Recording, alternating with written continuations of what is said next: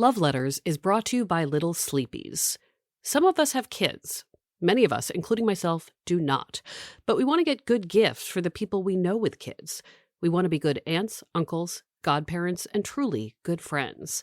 Little Sleepies wants us to know that they make wonderfully soft clothing for babies and toddlers. Like, so soft. And the details on these designs make dressing a child and changing their diapers really easy. Also, the prints on these outfits and blankets, it's art. I love the design on the Desert Sunrise swaddle and hat set. Make it in a dress, and I would wear it. Some Little Sleepies designs are characters you know and love, like Winnie the Pooh. Gift givers, be a friend. Check it out. Now get ready for the discount. If you're expecting or dressing little ones, check out Little Sleepies. You can visit littlesleepies.com and use promo code GOODNIGHT for 10% off your first order. Fiscally responsible, financial geniuses, monetary magicians. These are things people say about drivers who switch their car insurance to Progressive and save hundreds. Because Progressive offers discounts for paying in full, owning a home, and more. Plus, you can count on their great customer service to help when you need it, so your dollar goes a long way. Visit Progressive.com to see if you could save on car insurance. Progressive Casualty Insurance Company and Affiliates. Potential savings will vary. Not available in all states or situations. LifeLock, how can I help? The IRS said I filed my return, but I haven't. 1 in 4 tax-paying Americans has paid the price of identity fraud. What do I do? My refund, though. I'm freaking out. Don't worry, I can fix this. LifeLock fixes identity theft guaranteed and gets your money back with up to $3 million in coverage. I'm so relieved. No problem. I'll be with you every step of the way. 1 in 4 was a fraud-paying American. Not anymore. Save up to 40% your first year. Visit LifeLock.com/podcast. Terms apply.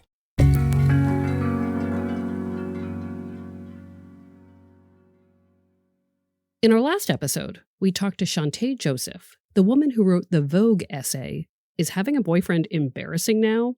For those who may have forgotten, Shantae said in her essay that she was noticing that straight women were beginning to hide their boyfriends on social media.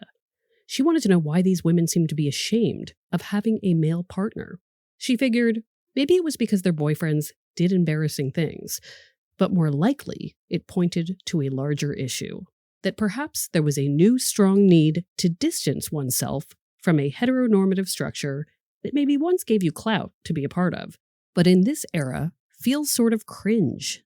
For some reason, our relationships still have these really archaic, basic setups that we are all like kind of just mindlessly subscribing to. And so it kind of, it does feel like a bit like a relic of the past in some ways, the way we do straight relationships.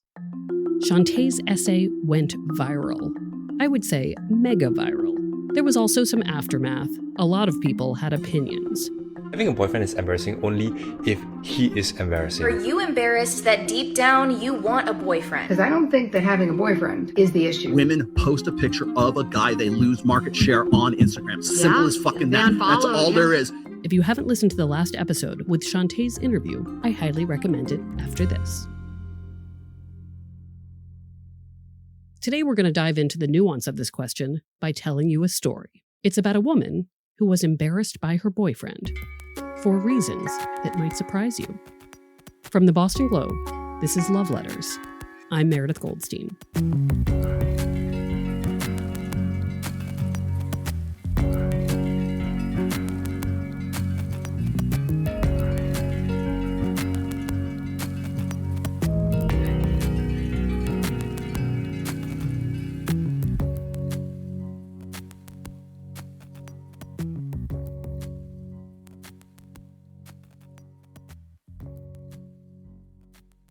I want you to meet Yowei Shaw, longtime producer and host of NPR's Invisibilia, who now produces and hosts the podcast Proxy. Proxy is about answering niche emotional questions through conversations with strangers who have shared experience. I'm going to be an upcoming guest on Proxy. Basically, I'll get to work out one of my ongoing issues with a literal proxy, a stranger with relevant experience to me and my problem. More to come on that. For now, Yowei's story. When Yowei was a kid, she had crushes on lots of people. I really had a thing for this guy in the Chinese Christian church in Houston, Texas. He was so hot, and I joined the Chinese Christian church of Houston, Texas, just to be more attractive to him, and got into like Bible study. I went to Church Impact. I basically, joined a religion to try to get with a crush. It didn't really work. And I kind of realized that I wasn't just attracted to boys. In high school, I would say romantically, I was always like envisioning, oh, I'm going to like get married and like be with a dude. But there was this girl in high school that I was just like so attracted to. And like, I don't know. I just kind of like knew early on that I was into girls as well. Yowei explores her interest in women a little as she gets older.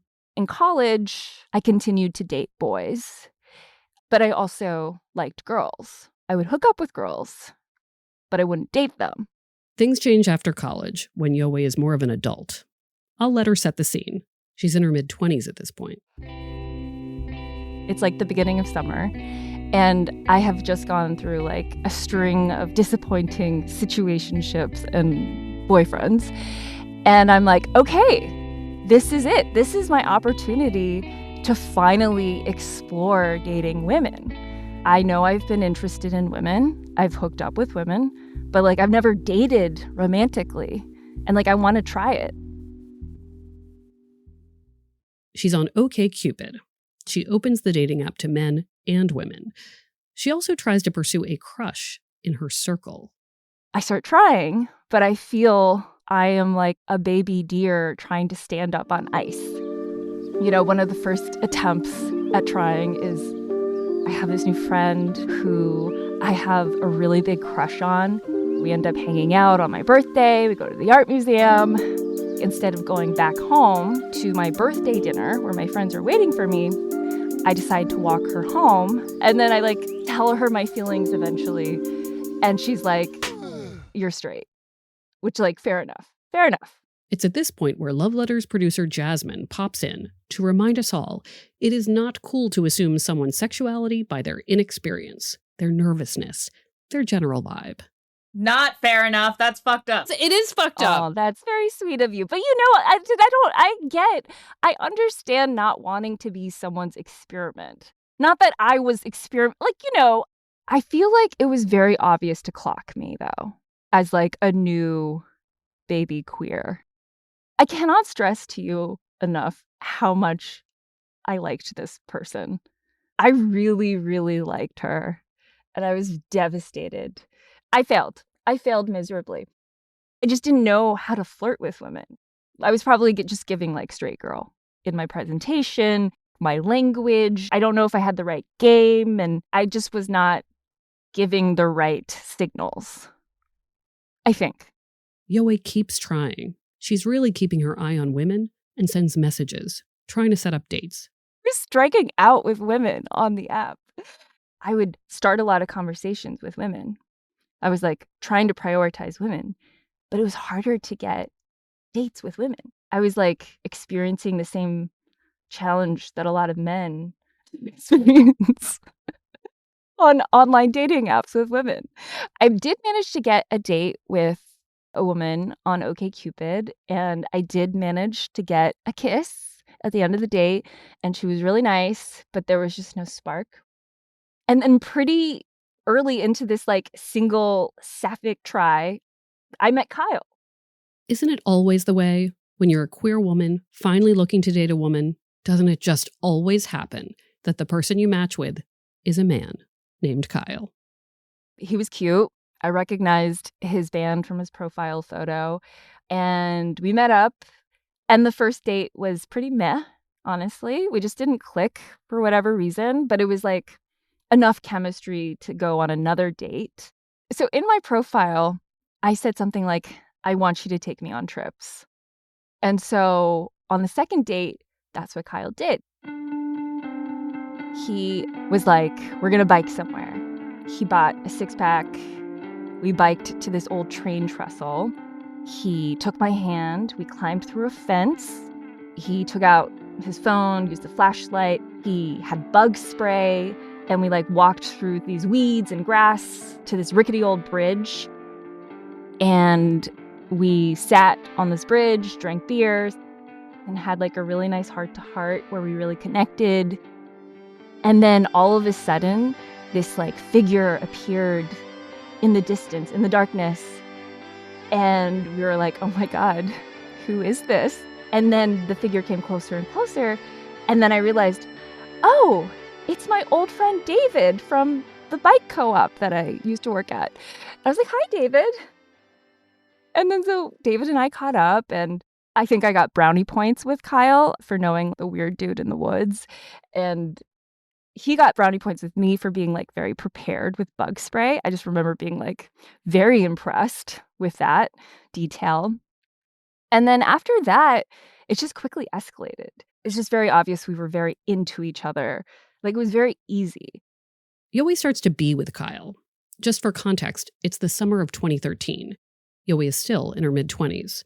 She spends more and more time with Kyle, and she really likes him.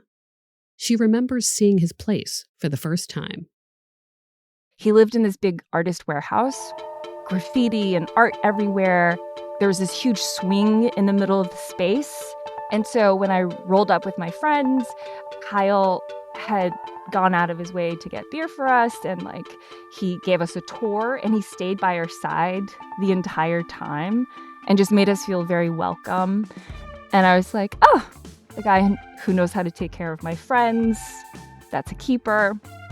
He's just someone who's very good at taking care of people. He's a really good caregiver. It seems like Kyle is meeting expectations Yowei didn't even know she had. He cooks. He makes plans. I just get to have fun. This is easy. I'm in love. This is awesome. The relationship continues to be good, and it grows. They fall deeply in love. In 2019, they get engaged and make plans to get married. Yowei's in her 30s at this point. But here's the thing. It's around this point when Yowei realizes that despite all of this happiness in her relationship, there's still something lingering under the surface. The better part of a decade ago, when Yowei opened her options on OkCupid, changing her profile specs to match with women too, it wasn't just that she wanted to date women. It was that she was acknowledging that being queer is part of who she is. It's in 2019 that she starts to think to herself, shit, I was all ready to change my life, but then I met Kyle, and I kind of didn't need to.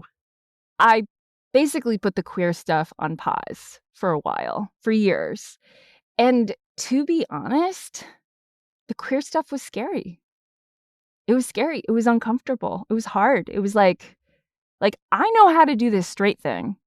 I know how this works. I know the script. This is easy. And then several years into our relationship, I had this epiphany. It hit me one night. Oh, actually, this queer thing really does matter to me. I need to attend to this.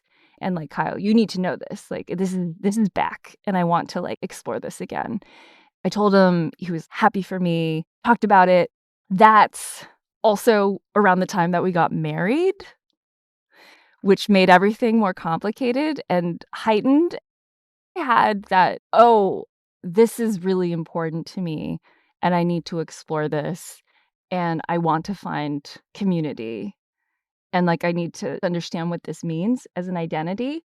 You might ask, how does one explore their queerness as a woman while having a male partner? For Yowei, community was key. She sets out to build a queer friend group, and she finds a particular crew she really likes, and she tries to get into their scene. I would say that's around the time when the I'm embarrassed about having a boyfriend, actually now husband feelings really started. Will these friends think I'm cool enough, queer enough if I have a husband now? And that's when I started hiding Kyle. Hiding Kyle. A very good name for a band. So, how do you hide a very serious partner? As Yowei aligns herself with this new queer network she's developing, she finds ways. Kind of maybe lying by omission. When I would go to events, go to music shows, go out dancing, whatever events, potlucks, I would never go with Kyle. I would tell Kyle to stay at home. For the most part, he'd be like, that's fine. I'm going to go hang out with my friends. And I wouldn't want to go to that event anyways. But sometimes he would want to go because it'd be like a DJ that he'd been wanting to go see. And I'd be like, sorry, you can't come because these are my queer friends and like, you can't come. He would be like, that's weird. Okay. Yowei was never one to post about her relationships on social media. So the only way to know about Kyle was really to see him in person. So when Yowei invites her new queer friends over, she's very careful to make sure Kyle is not home. I would tell Kyle to get lost. Like I would make him vacate the vicinity, like his own home, which, to be fair, like that didn't happen that often because like I'm not that comfortable hosting. I get very flustered easily. I don't cook in our house. He cooks. So I try not to host that often unless he's there. But this one time I did host a hot pot for new queer friends. I told Kyle to scram, to not be around for the evening. And this led to two problems. Number one, hot pot involves like a heating element and a pot. And I was so flustered that I put the heating element upside down so that like we were waiting and waiting and waiting for the food to get cooked, but nothing was happening. And then eventually we smelled something burning. I had burned a big black hole into the table because I had put the heating element upside down. So that was a disaster. Of course, most nights are normal for them. Yowei is not forcing Kyle to hide on the regular. They have family and shared friends and a life together. But nights where Kyle is not wanted do pop up. And it's weird. Yowei explains what happened when Kyle did finally get home on the hot pot night. Kyle walked in the door and I was like, fight, flight, freeze. I froze. And I was like, oh my God. My blood ran cold. And he just said a quick hello and just like walked upstairs. There was no kiss. There was no, can I introduce you to my friends? Would you like something to drink? Would you like something to eat? There was just none of that.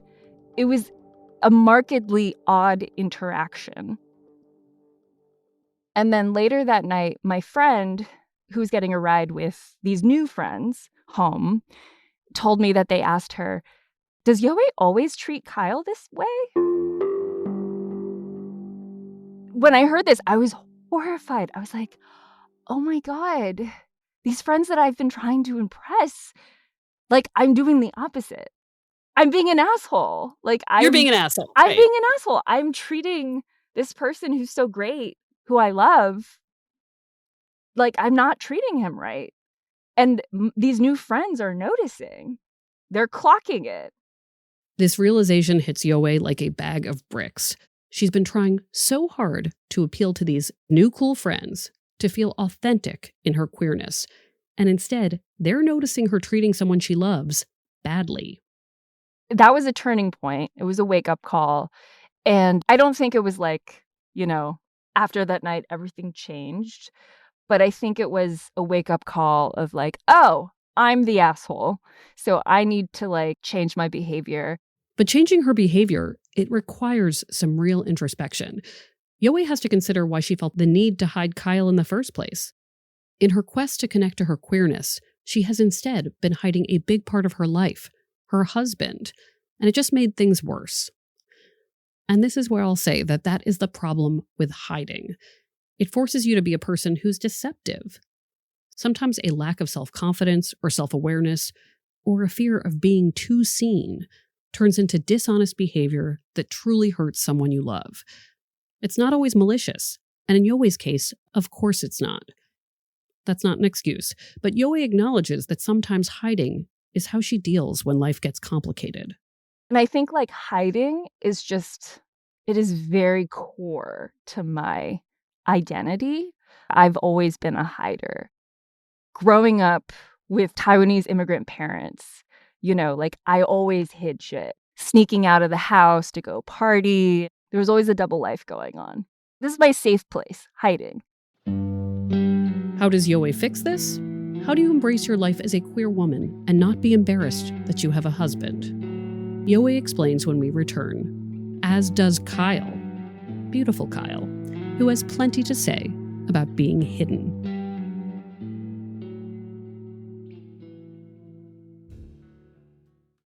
We're back. Yowei has... Love Letters is brought to you by Wayfair. In Boston, it's almost nice out again. Almost. And every spring, I get the same urge to refresh my space a little. Nothing dramatic, just the kind of reset that makes my home feel 2% newer and cleaner. Swapping out heavier bedding, organizing a closet that's gotten a little chaotic over the winter, maybe adding a few pieces that make a room feel new again. If you feel that way too, Wayfair has everything for you to start the process of spring renewal. Wayfair has all the things. Furniture, decor, storage solutions, outdoor pieces, even desks and shelving if you're updating a work-from-home setup. And it's easy to narrow things down by style, price, and reviews. So whether your taste leans mid-century modern, contemporary, farmhouse, or something eclectic, you can actually find what works without falling into an endless scroll. I also like that there are thousands of 5-star reviews, which makes it easier to shop with confidence. And assembly options are available if you want the whole process to feel seamless, instead of like a weekend-long puzzle. It's an easy way to make your home feel more aligned with the season and with your life. Find furniture, decor, and essentials that fit your unique style and budget. Head to wayfair.com right now to shop all things home. That's WAYFAIR.com. Wayfair. Every style, every home. Love Letters is brought to you by Chime. You know that feeling when your paycheck hits and you're immediately calculating what has to go where? Chime wants to flip that dynamic. It's fee-free, smarter banking built for real life, not an old-school bank that charges overdraft fees or monthly fees just for existing. With Chime, you can get paid up to 2 days early with direct deposit. And with MyPay, you can access up to $500 of your paycheck when you need it.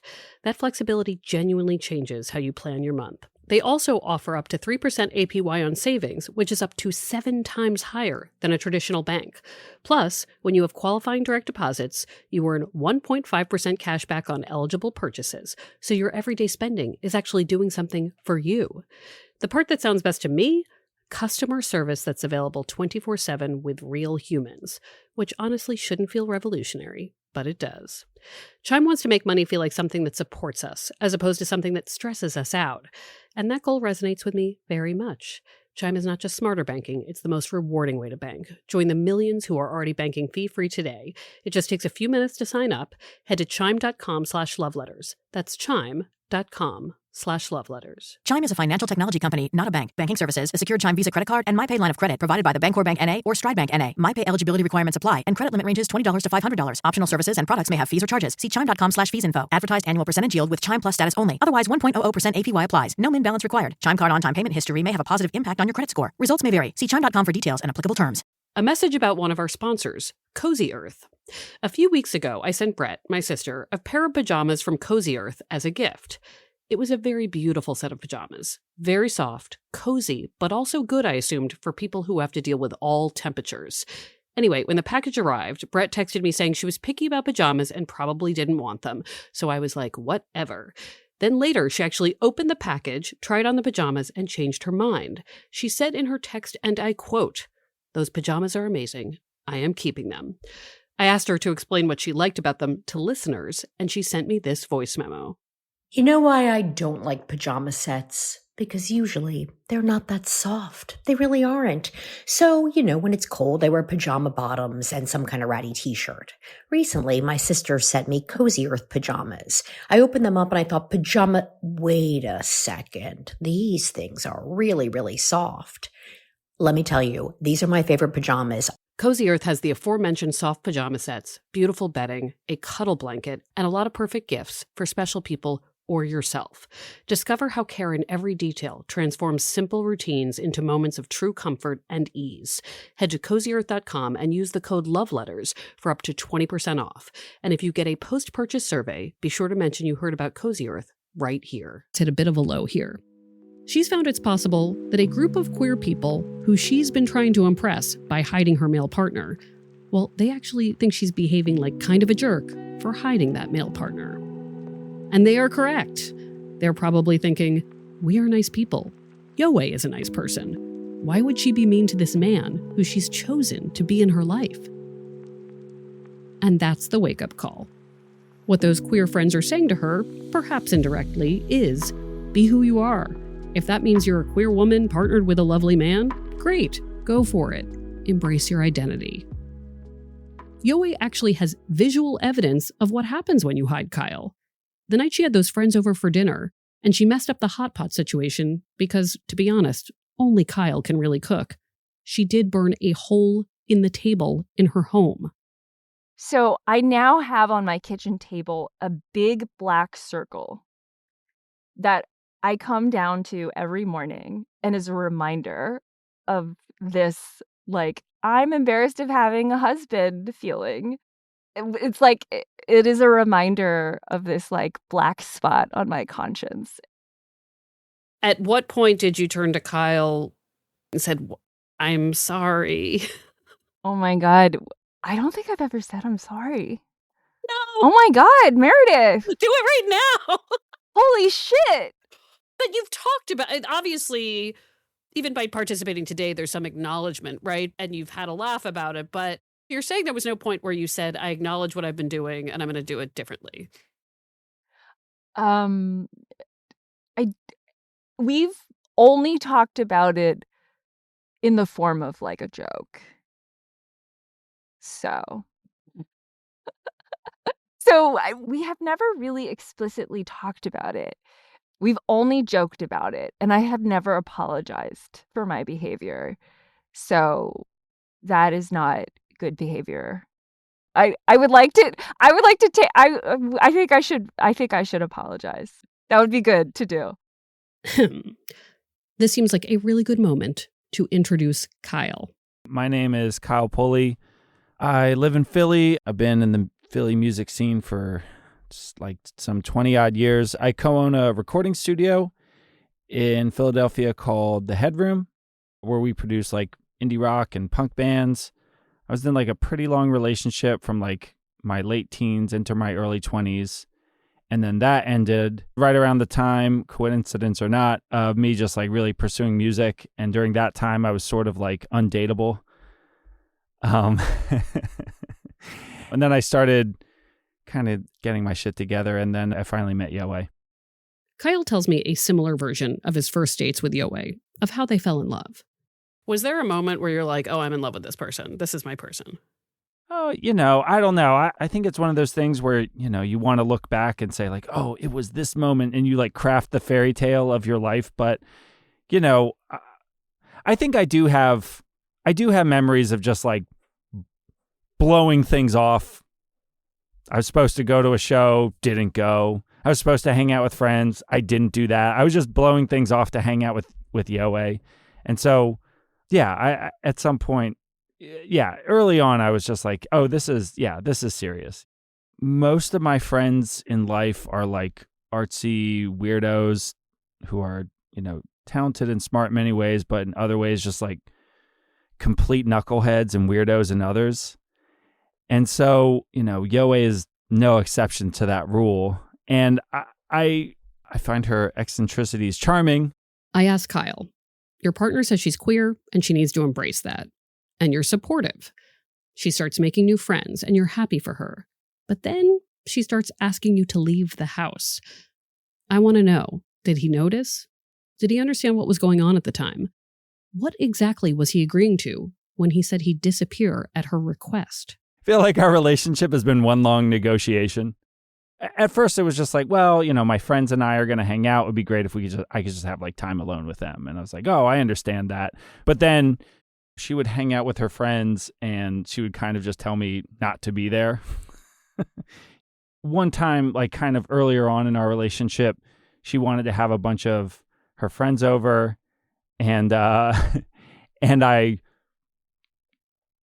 came home sort of early, and then it was just like I'd like clearly interrupted something, and I think I'd been like out like riding my bike, or like at the time I was getting back into skateboarding before I fell a lot of times, and was just like, that's a bad idea. But for whatever reason, I came home and I was like super sweaty, and I was like, oh, like everybody was kind of looking at me, and I was like, sorry, it's just It's just Yowei's sweaty boyfriend. And for some reason, I think Yowei, or they misheard me and thought I said, like, it's just me, Yowei's white boyfriend. And they all like stared daggers at me. I was like, I'm sorry. I'll just go upstairs. It was really unpleasant. Kyle also remembers the hot pot incident. He tells it like this. She wanted to have these new friends over, these like queer art collective or whatever, these people over for like hot pot. And, you know, Yowei is like not, she's culinarily challenged, shall we say. Yowei's mom got us a hot pot for Christmas. I was like making hot pot all the time. And then she saw me do it. It looked easy. She's like, I can make hot pot for my friends. And she's like, but you need to not be here. And I was like, okay, like I get it, you know, and like our house is kind of small. So, you know, sometimes it's like, I guess I just figured like, oh, well, you want to have like, you know, full reign of the house. But I came home early and then it was just like, again, it looked like I was just like interrupting something. So yeah, I just said hello and then just like knew that I should be upstairs. And I went upstairs. And then later I came down and I was like, what happened to the kitchen table? Like, what is this? And she was like, oh yeah, I'm sorry. I had the hot pot heating element upside down and it burned it burned the table. And I was like, that's insane. So yeah, now there's this like little, it's not quite in the center. It's just a little off center. It would be so much better if it was like perfectly in the center, but it's just a little off and it's just like hilarious. I think it's worth noting that the essay that started this whole discussion, the one with the headline, "Is having a boyfriend embarrassing now?" It's a question, not a statement. It read to me almost like a thought prompt. Are boyfriends embarrassing now? Why am I embarrassed to have one? What is so embarrassing about having a man as a partner? A lot of people projected their own experiences onto the idea.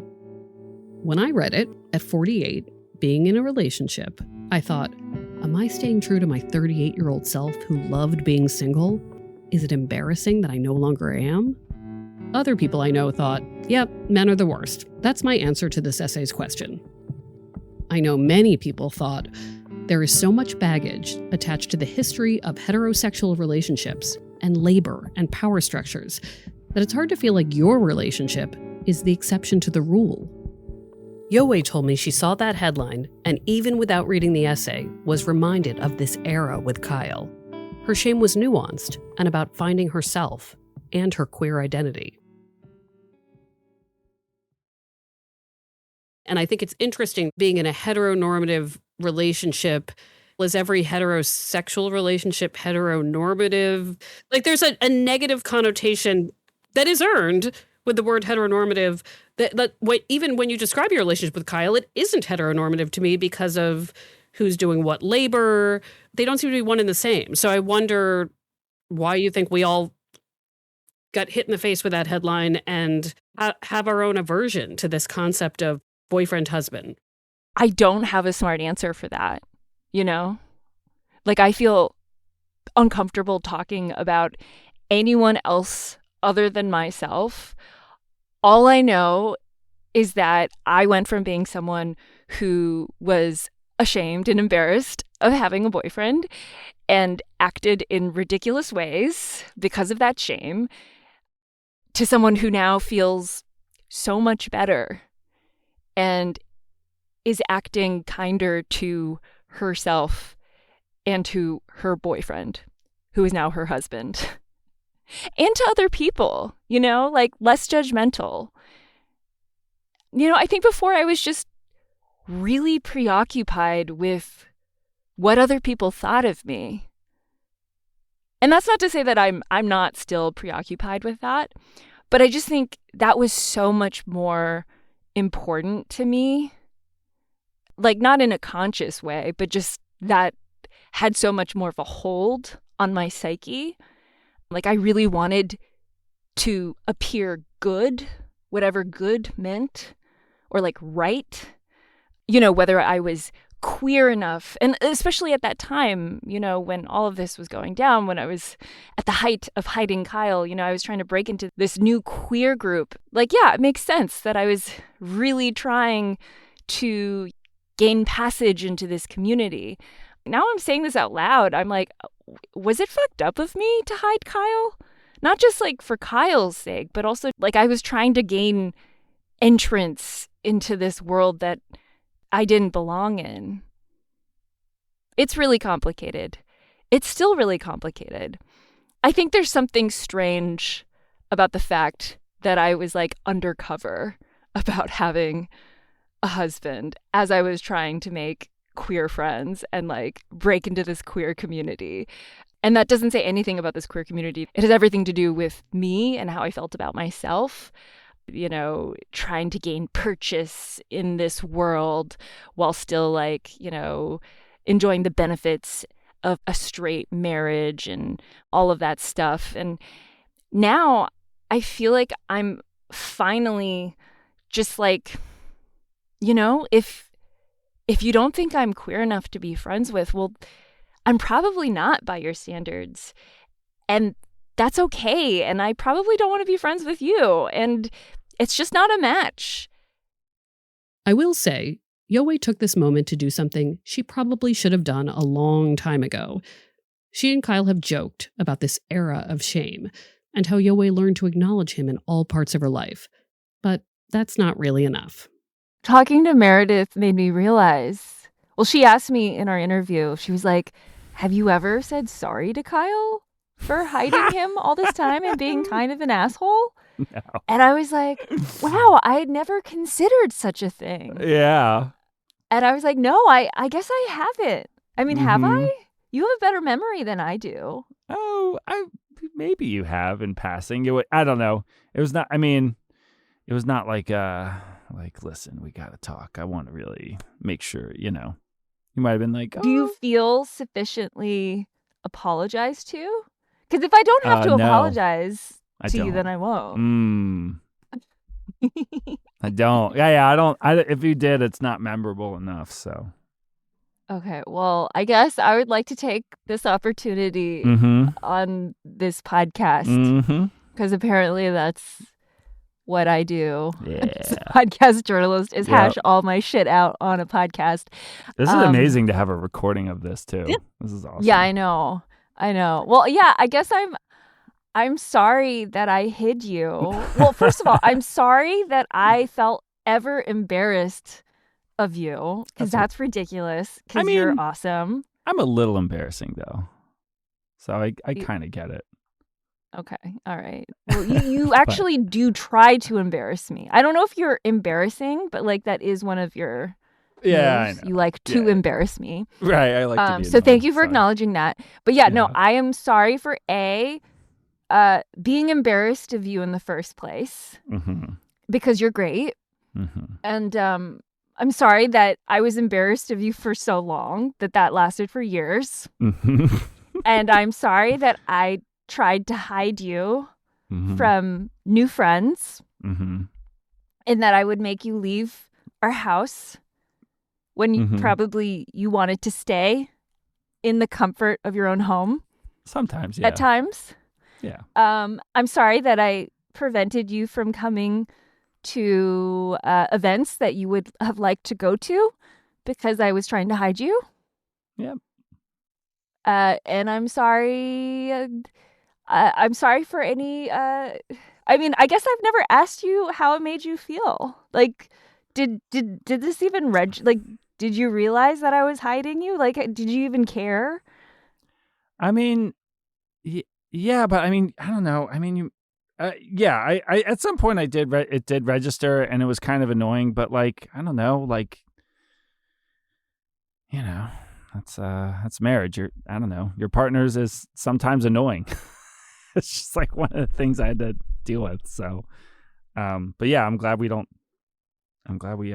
dealing with that anymore. So yeah, apology accepted. One of the most noticeable ways Yowei has changed her behavior, showing the world that she is not embarrassed of Kyle at all. She's brought him onto the Proxy podcast.